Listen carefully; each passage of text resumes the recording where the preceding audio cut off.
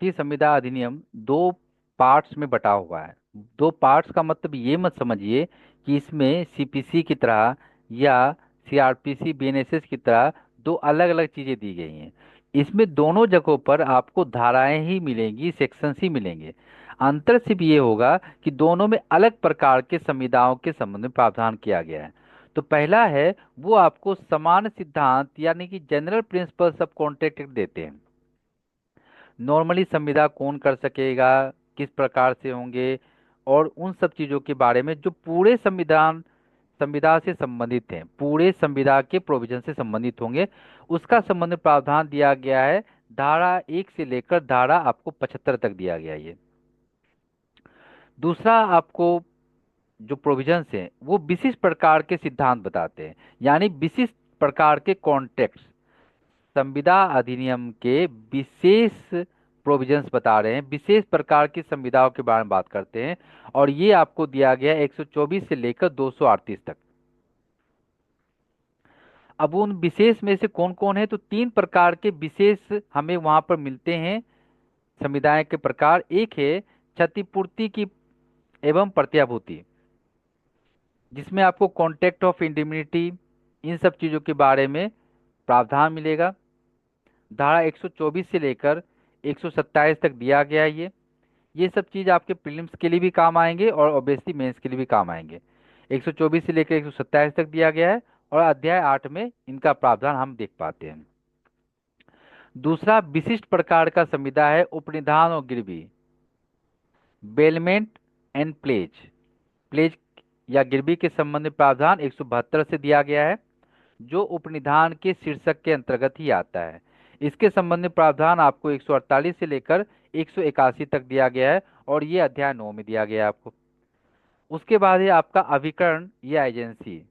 अभिकरण या एजेंसी यानी कि जो मालिक, अभिकर्ता, इन सब के बारे में प्रावधान आपको यहाँ पर मिल जाते हैं। इसके संबंध में प्रावधान धारा 182 से लेकर 238 तक किया गया है, और ये अध्याय 10 जो अभी वर्तमान में अंतिम अध्याय है हमारे कॉन्ट्रैक्ट एक्ट की। इसके पहले दो और अध्याय हुआ करते थे। एक आपका अध्याय था अध्याय 8, जिसमें धारा 76 से लेकर 123 तक था, लेकिन इसको 1930 में रिपील्ड कर दिया गया, निरसित कर दिया गया, और हमारे संविदा अधिनियम से हटाकर उसको जोड़ दिया गया है। एक अलग कानून बना दिया गया है जिसको हम बोलते हैं माल विक्रय अधिनियम, जिसको बोलते हैं माल विक्रय अधिनियम। तो अभी वो बन गया है माल विक्रय अधिनियम 1930। ठीक है। दूसरा अध्याय हुआ करता था हमारा अध्याय 11।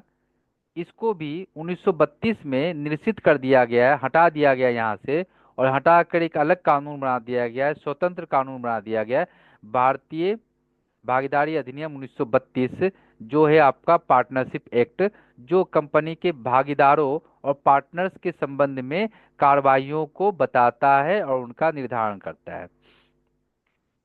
तो हमने समझ लिया इसमें टोटल 11 11 चैप्टर्स थे, और इन 11 अध्यायों में, 11 चैप्टर्स में से वर्तमान में 9 अध्याय ही बच गए हैं। बाकी के दो चैप्टर्स अध्याय 8 और अध्याय 11, ये जो है 1930 और 1932 में क्रमशः हटाकर एक अलग और स्वतंत्र कानून के रूप में बना दिए गए हैं। तो हमारे कॉन्ट्रैक्ट एक्ट का थोड़ा सा बोझ घट गया, और हमें बस इतने ही पढ़ने हैं। एक दो और मुख्य बातों को देखेंगे कि जो भारतीय संविदा अधिनियम है, इसमें निर्वचन खंड का प्रावधान आप देख पाते हैं। इसके निर्वचन खंड का प्रावधान दिया गया है। तो आप, ऐसा मन में प्रश्न आएगा कि सर कुछ जगह पर हम पढ़ते हैं तो वहां पर लिखा हुआ है इंटरप्रिटेशन क्लॉज, यानी कि निर्वचन खंड, और मैक्सिमम कानून में, अधिकांशतः कानून में जब हम पढ़ते हैं तो वहां पर लिखा जाता है परिभाषा खंड, यानी डिफिनेशन क्लॉज। और दोनों में बातें तो एक जैसी ही लगती है, तो अंतर क्या होता है, तो थोड़ा सा अंतर समझ लें। सिर्फ थोड़ी सी चीजें याद रखने जैसी, कि निर्वचन खंड यानी इंटरप्रिटेशन क्लॉज मोटे मोटे तौर पर बहुत कम कानूनों में आप देख पाते हैं। पहले भारतीय साक्ष्य अधिनियम में भी निर्वचन खंड था, संपत्ति अंतरण अधिनियम में भी निर्वचन खंड है, और हमारा कॉन्ट्रैक्ट एक्ट में भी निर्वचन खंड है। लेकिन अब भारतीय साक्ष्य अधिनियम जब बना तो वो बन गया है, उसमें परिभाषाएं आ गई हैं। अंतर ये लगेगा कि जो पहले चीजें थी हैं बेसिकली वही, बस निर्वचन खंड वर्ड को हमने चेंज किया है परिभाषा खंड से। तो निर्वचन खंड या इंटरप्रिटेशन क्लॉज को बहुत ही कम कानूनों में यूज किया गया है।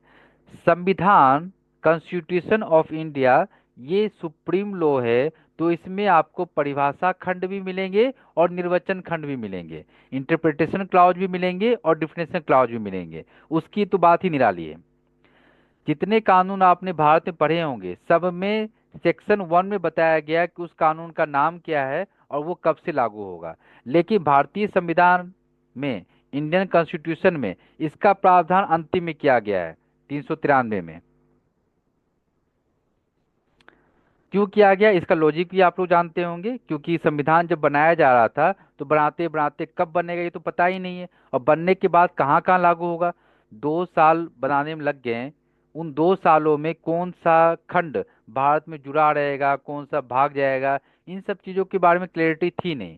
कौन कौन लागू होने देगा अपने एरिया में, कौन कौन लागू नहीं होने देगा, इसलिए इस चीज़ को अंतिम में लिखा गया। और अभी की तरह कंप्यूटर जैसा नहीं है बहुत फास्ट की कॉपी पेस्ट करके हम चेंज कर लिए ऑर्डर को। उस समय क्या होता था कि उसमें हाथों से लिखा जा रहा था और बहुत मेहनत से बनाया गया हमारा संविधान। खून पसीने से बोले तो बहुत दिक्कत नहीं होगी, बहुत विद्वान लोगों ने काफी मेहनत की बनाने में। अभी जो कॉन्स्टिट्यूशन आप ऐसे लेकर 400 रुपये में खरीद कर रख देते हैं, उसको बनाने में बहुत मेहनत लगी थी और उसको प्राप्त करने में भी बहुत मेहनत लगी थी। तो संविधान एकलौता अपवाद है जहां पर निर्वचन खंड भी है और परिभाषा खंड भी है। बाकी जितने भी कानून पढ़ेंगे या तो निर्वचन खंड मिलेगा आपको या परिभाषा खंड मिलेगी, मोटे मोटे तौरों पर। और परिभाषा खंड का अर्थ होता है कि जो अपने आप में लगभग पूर्ण होते हैं। परिभाषा खंड, डिफिनेशन क्लॉज का मतलब जो अपने आप में पूर्ण होते हैं। तो परिभाषा खंड बोलने का मतलब कि उसमें जो चीजें लिखी गई है वो पूर्ण है। और निर्वचन खंड लिखने का मतलब क्या है, जो अपने आप में पूर्ण नहीं है, उनको और व्याख्या की आवश्यकता है। ठीक है। तो हमारे भारतीय संविदा अधिनियम कॉन्ट्रैक्ट एक्ट में टोटल 10 चीजों को डिफाइन किया गया है, उनका निर्वचन दिया गया है। परिभाषा वर्ड इसलिए यहाँ पर मैंने यूज किया है ताकि आपको ध्यान रखे कि परिभाषा ही बताई गई है, बट इसको हम निर्वचन खंड बोलते हैं। 2A से लेकर, ये स्मॉल में लिखा हुआ है इसलिए मैं यहाँ पर लिख दे रहा हूँ, 2J तक दिया गया है। बेसिकली लिखने का सही तरीका यही है, इसलिए इस प्रकार से लिखा गया है। आप लोग कैपिटल यूज मत कीजिएगा, समझाने के लिए मैंने यहाँ पर कैपिटल लिखी है ताकि आपको अच्छे से दिखे और समझ में आए। इसको जब भी लिखना है तो स्मॉल में लिखना है, कभी भी कैपिटल लिखने का प्रयास नहीं करेंगे। भारतीय संविधान अधिनियम की धारा 299 वो आपको संविदा से संबंधित है। संविदा विधि से संबंधित है ऐसा मैं नहीं कर रहा हूँ, संविदा से संबंधित है, यानी कि जब सरकार कॉन्ट्रैक्ट करती है तो उस धाराओं के अनुसरण में करती है। बस इतना चीज़ है जो आपको रिलेट करता है। दूसरी चीजें हैं कि भारतीय संविदा अधिनियम में आपको क्या क्या उपचार मिलेंगे, जब कोई संविदा भंग करेगा तो क्या क्या उपचार मिल सकते हैं, क्या क्या रेमेडी मिल सकते हैं, उन चीजों के बारे में यहाँ पर बताया गया है। तो यहाँ पर काफी हद तक ईरा जी के क्वेश्चन का आंसर भी मिल जाएगा हमें। तो क्या क्या रेमेडी है, तो मुख्य 4 प्रकार के उपचार यहाँ पर मिल पाएंगे हमें। जब संविदा भंग होता है कोई व्यक्ति का तो वहां पर हमें क्या क्या उपचार मिल सकते हैं, तो मुख्य तरह के 4 प्रकार के उपचार मिल पाएंगे। पहला, हम उस व्यक्ति को संविदा का विशिष्ट पालन के लिए, स्पेसिफिक परफॉर्मेंस के लिए हम उसके विरुद्ध वाद ला सकते हैं कि संविदा का पालन आपको करना पड़ेगा। ऐसा कुछ कुछ प्रोविजन हमारे कॉन्ट्रैक्ट एक्ट में भी है और डिटेल प्रोविजन हमारे SRA में है। SRA, जब आप SRA पढ़ेंगे तो वहाँ साफ साफ लिखा गया है कि कॉन्ट्रैक्ट एक्ट और इनमें बहुत गहरा संबंध है। और SRA यानी कि ब्रिटिश संतोष अधिनियम 1963 बेसिकली संविदा विधि के एक अनुसांगिक कानून के रूप में ही पढ़ते हैं हम, यानी कि इसको और ज़्यादा व्यापक बनाने के लिए वो कानून है। बेसिकली उसको भी कॉन्ट्रैक्ट एक्ट का ही भाग होना चाहिए था, लेकिन वो अलग से बनाया गया है 1963 में, इसलिए उसके लिए अलग से इसमें नहीं जोड़ के वो अलग से ही हमें पढ़ना पड़ता है। उसके बाद है प्रतिकर। अगर हमारा संविदा भंग हो चुका है और उस संविदा का पालन करवाना संभव नहीं है न्यायालय के द्वारा, तो न्यायालय हमें उसमें कंपनसेशन प्रतिकर के रूप में दिला देगा और इसके संबंध में प्रावधान दिया गया है धारा 73, 74 और 75 संविदा विधि के अंतर्गत। उसके बाद हमारे पास नेक्स्ट रिमेडी है जो हमारे कॉन्ट्रैक्ट एक्ट में नहीं है, व्यादेश या इंजेक्शन। इसको साधारण बोलचाल में हम लोग स्टे भी बोलते हैं, यानी कि किसी काम को करने से रोक देना, स्टे। ये भी एक प्रकार का संविदा भंग के उपचार के रूप में है। बट अभी फिलहाल हो सकता है आपको समझने में थोड़ी सी दिक्कत हो कि सर ये कैसे कनेक्ट करेगा। तो जब हम आगे पढ़ेंगे तो ये चीज़ें बहुत आसानी से समझ में आ जाएगी कि हम किसी को इंजेक्शन दे सकते हैं। जैसे मान लीजिए कोई व्यक्ति मुझे कोई संपत्ति बेचने वाला था और उसने मुझे संपत्ति बेचने से मना कर दिया, ब्रीच ऑफ कॉन्ट्रैक्ट कर दिया, संविदा भंग की। तो मैं उस पर स्टे ला सकता हूं पहले कि वो संपत्ति वो किसी और को ना बेचे। पहला काम मैं ये करूंगा कि उस पर सीपीसी के तहत वाद लाऊंगा कि वो कोर्ट उस पर स्टे लगा दे कि आप इस प्रॉपर्टी को नहीं बेच सकते हैं, ताकि वो प्रॉपर्टी किसी थर्ड पर्सन को ना बेचे। और तब उस व्यक्ति पर दोबारा अलग से वाद लाऊं या इसी में मर्ज करूं कि आप जो है इस संपत्ति को मुझे बेचिए क्योंकि आपने संविदा भंग की है। अगर नहीं बेचेंगे तो आप उसको कंपनसेशन दीजिए, मुझे मुझे शारीरिक मानसिक क्षति हुई है उसके लिए आप मुझे कंपनसेट करें। तो इसके संबंध में प्रावधान व्यादेश या इंजेक्शन, जिसको नॉर्मली हम स्टे के रूप में समझ सकते हैं फिलहाल के लिए, वो न्यायालय के द्वारा किसी काम को करने से रोकने के लिए विशेष रूप से दिया जाता है, जिसे हम लोग बोलते हैं कि ये निगेटिव इंजेक्शन होते हैं नॉर्मली। बट इसके कुछ और प्रोविजंस भी हैं जो डिटेल में जाएंगे तो हम पढ़ेंगे। तो इसका प्रावधान सीपीसी में भी है और एसआरए में भी है।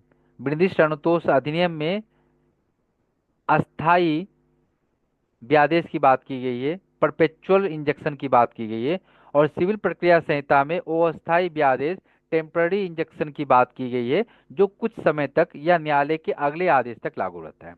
इसके अलावा एक और उपचार समझा जाता है क्वांटम मेरिट का सिद्धांत, जिसका अर्थ होता है जितना काम उतना दाम। और ये आपको धारा 70 में हमारे कॉन्ट्रैक्ट एक्ट में ही, संविदा विधि में ही मिल जाता है कि जिस व्यक्ति ने जितना काम किया है उसको उतना ही दाम दिया जाए। इस प्रकार का कॉन्सेप्ट है जो धारा 10 में हम 70 में सॉरी पढ़ेंगे और उसको अच्छे से समझेंगे।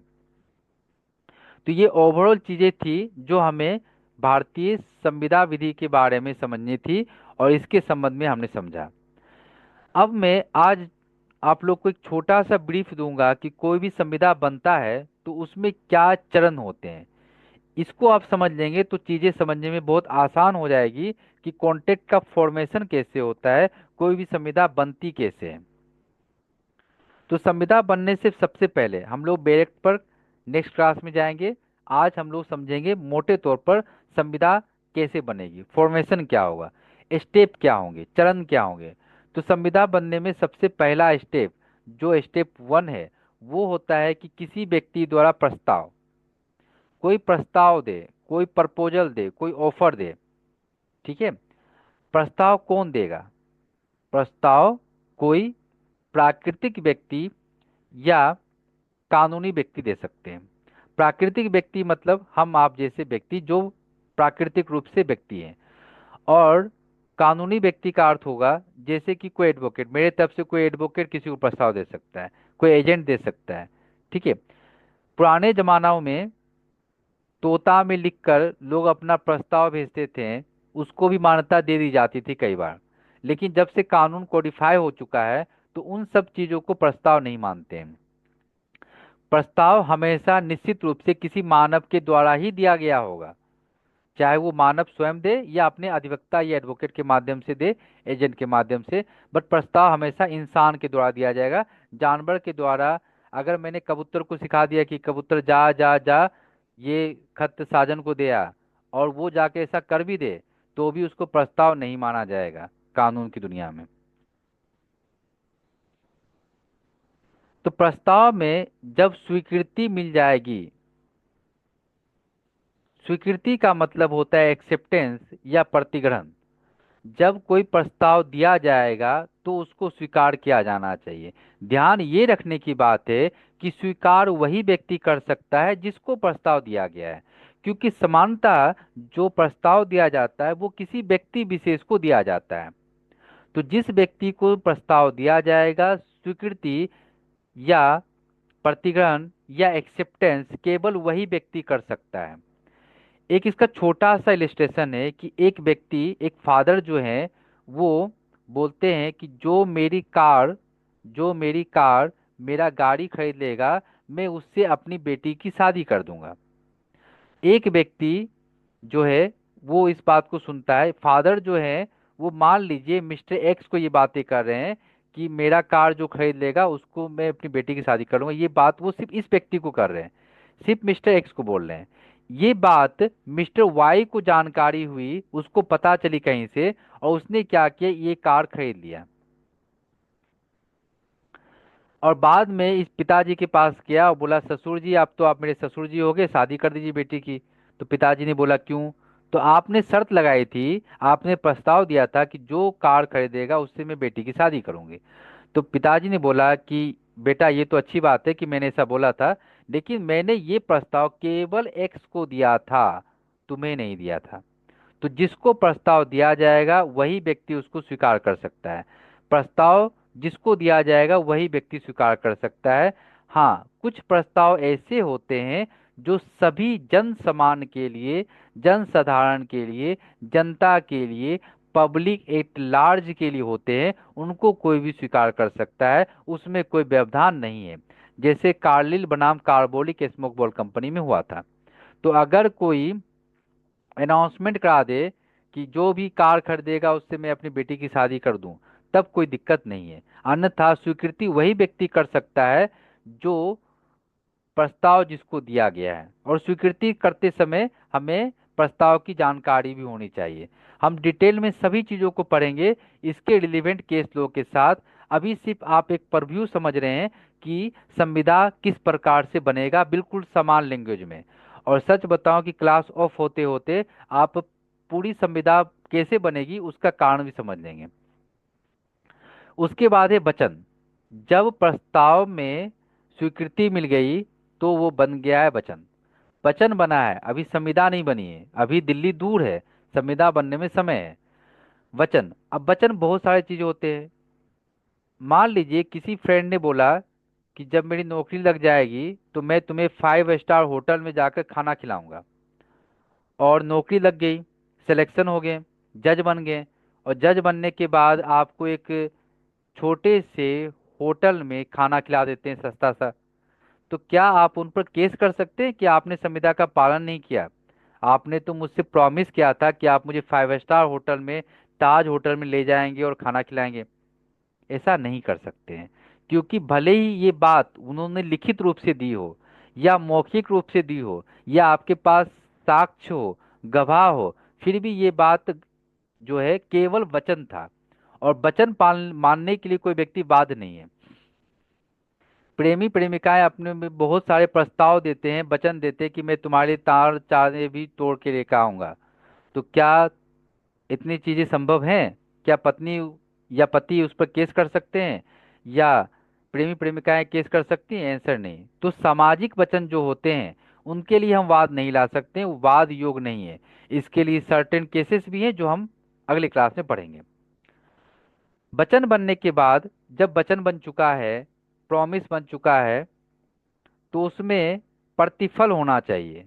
संविदा विधि का एक नियम है कि कोई भी प्रस्ताव होगा तो उसके लिए प्रतिफल यानी बदले में कुछ होना। ब्रेकअप हो सकता है सर, ये डिवोर्स, वो खैर अलग चीज है। बट वचन पालन के लिए हम उस व्यक्ति को बाध्य नहीं कर सकते। और ये सिर्फ पति पत्नी के लिए या प्रेमी युगल के लिए नहीं है, बल्कि ये माता बेटे के लिए, पिता पुत्र के लिए, सभी के लिए, भाई बहनों के लिए भी है। एक पिता बोलेगा कि तुम अगर एग्जाम में फर्स्ट आओगे तो मैं तुम्हें साइकिल खरीद के दूंगा, और फर्स्ट आने के बाद भी साइकिल देने से मुकर गया, तो बेटा उस पर केस नहीं कर सकता है, क्योंकि उसने वचन दिया था, वचन दिया था, कॉन्ट्रैक्ट नहीं हुआ था। तो संविदा बनने में थोड़ी सी चीजें लगती है।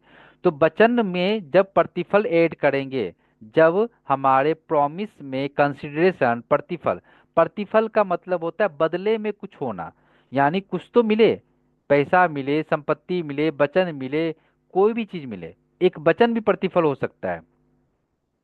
तब जाकर ये बन जाएगा आपका करार, यानी कि एग्रीमेंट, जिसकी परिभाषा आपको 2E में दी गई थी। 2E में दी गई थी। 2D में आपको प्रतिफल या कंसिडरेशन को डिफाइन किया गया है। 2B आपको डिफाइन करता है वचन को। 2A आपको डिफाइन करता है प्रपोजल या प्रस्ताव। और स्वीकृति जो है उसको 2B इसमें कहते हैं। ठीक है। अब उसके बाद अभी भी करार बना है। करार जब बन गया, एग्रीमेंट जब बन गया, तो तब भी वो संविदा नहीं बना है। वो एग्रीमेंट बना है, वो अभी संविदा नहीं बना है। तो हमें पूरा अधिकार तब मिलेगा जब संविदा बन जाएगी। संविदा कब बनेगा? जब विधि द्वारा परिवर्तनीय हो, यानी कि कानून के द्वारा इन्फोर्सिबल हो। अब मान लीजिए कि मैंने किसी से कांटेक्ट कर लिया कि तुम जाकर ये अवैध काम कर दो, 500 के पुराने जो मेरे नोट्स थे उसको चेंज कर दो। तो ये चीज़ें तो लीगल नहीं है ना। तो इस चीज़ों के लिए जो कभी भी कोई व्यक्ति अगर कांटेक्ट कर भी ले, प्रतिफल भी दे दे कि तुम मेरे पुराने नोट्स को चेंज करवा दो और बदले में मैं तुम्हें इतना रुपया दूंगा, तो ये चीज़ें लीगल नहीं है, इसलिए शून्य हो जाएंगी। तो कानून के द्वारा वो इलीगल भी नहीं होना चाहिए। जैसे कॉन्ट्रैक्ट किलर, कोई व्यक्ति कॉन्ट्रैक्ट किलिंग का कॉन्ट्रैक्ट करे कि एक व्यक्ति को मरवाने का 1 लाख रुपया, दूसरा व्यक्ति तैयार हो जाता है, तो क्या मरवाने के बाद 1 लाख रुपया नहीं देने पर वाद थोड़ी ला सकता है? क्योंकि वो वाद योग नहीं है। आप कोर्ट में जाकर केस करोगे कि मैंने कॉन्ट्रैक्ट किलिंग के लिए 1 लाख रुपया दिया और 1 लाख रुपया मुझे नहीं मिला है संविदा का पालन करने के बाद भी, तो कोर्ट सबसे पहले उसको सजा देगी कि तुमने हत्या किया है, तुम कॉन्ट्रैक्ट किलर हो। इसलिए तो यहाँ पर विधि द्वारा परिवर्तनीय भी होना चाहिए।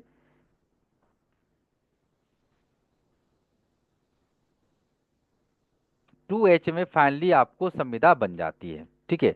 2H में आपको फाइनली संविदा बन जाती है कि अब जब ये करार हो गया और वो करार लीगल भी है, जब करार बन गया और वो करार लीगल भी है, तब जाकर बनता है हमारा संविदा यानी कॉन्ट्रैक्ट। और ये आपको देता है पूरा अधिकार कि अगर किसी ने इसका वायोलेशन किया तो आप उसके विरुद्ध CPC के तहत या SRA के तहत वाद ला सकते हैं। तो संविदा बनना इतना आसान भी नहीं है। अगर आप इसको थोड़ा देर के लिए एक और प्रक्रिया से समझना चाहें तो आपको बिल्कुल आसान लगेगा। जैसे हम लोग मुस्लिम निकाह देखते हैं, वो भी एक प्रकार का कॉन्ट्रैक्ट माना जाता है कानूनी विधि में। कि जो मुस्लिम निकाह, जो विवाह को निकाह बोलते हैं मुस्लिम विधि में, वो भी एक प्रकार का आपका कॉन्ट्रैक्ट या संविदा है। उसमें भी प्रस्ताव होता है जिसको इसब बोलते हैं।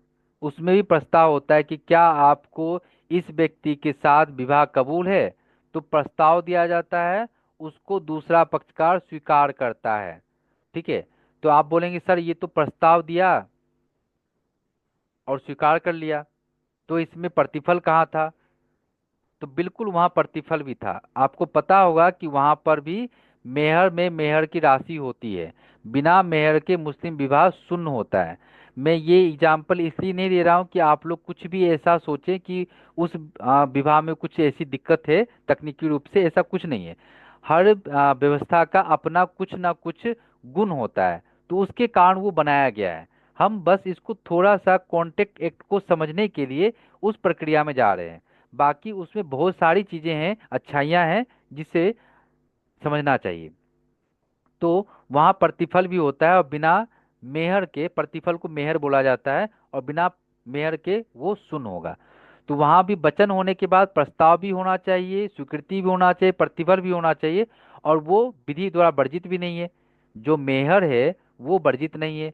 आपको पता होगा कि अगर आप लोगों ने दहेज प्रतिषेध अधिनियम, डोरी प्रोहिबिशन एक्ट 1961 पढ़ा है, तो उसमें आप पढ़ते हैं सेक्शन 2 में जब दहेज की परिभाषा दी जाती है तो स्पष्ट रूप से कहा जाता है कि इसके अंतर्गत मेहर नहीं आता है।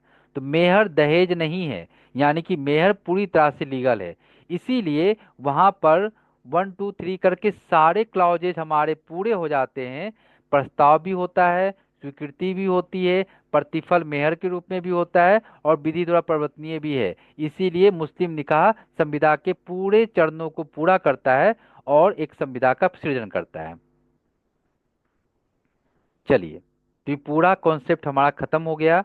अब बताइए, क्या संविदा से संबंधित जो भी प्रोविजंस हमने आज पढ़े हैं, या संविदा किस प्रकार से बनेगा, उसमें कोई भी कंफ्यूजन है तो बताइए।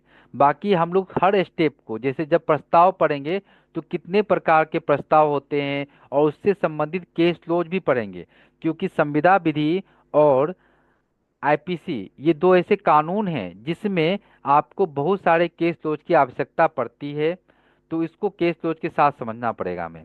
तो हम लोग अगले क्लास में प्रस्ताव और जितने भी चीज़ें हैं उसको केस लॉज के माध्यम से, उनके कितने प्रकार होंगे, उन सब चीज़ों को पढ़ेंगे। लेकिन अभी जो आपने पढ़ा है संविदा से संबंधित, संविदा कैसे बनेगा, इन सब चीज़ों में अगर कोई डाउट रह गया है तो उसको पूछ लीजिए।